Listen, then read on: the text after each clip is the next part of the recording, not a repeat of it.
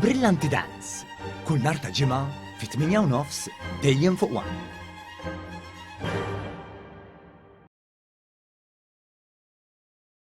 Ir-rata tal-inflazzjoni ta' Malta x-xahar li għadda kienet kważi 3% aktar baxxa mir-rata medja tal-Unjoni Ewropea u 1.5% aktar baxxa minn dik taż-żona tal-Ewro.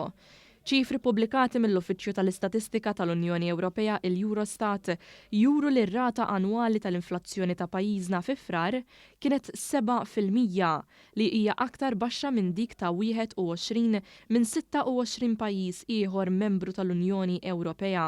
L-istat membru bl-ogħla żieda fir-rata annwali tal-inflazzjoni fi frar kienet l-Ungerija b'25.8%. Rata li hija 18.8% ogħla minn dik ta' Malta. Wara fil-lista tal-ogħla żieda fl-inflazzjoni hemm il-Latvja b'20.1%, iċ-Ċekja b'18.4%.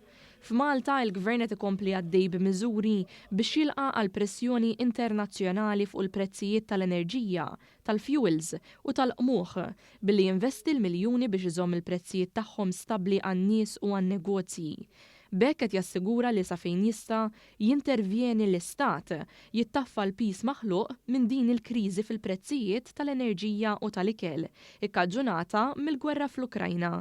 L-istabbiltà u ċ-ċertezza li ġabu d-deċiżjonijiet f'waqthom tal-Gvern biex ikun ta' sostien wassal biex fil-waqt li pajjiżi oħrajn b'ekonomiji ferm ikbar minn ta' Malta niżlu għarkub tihom, pajjiżna irnexxielu jibqa' jikber ekonomikament.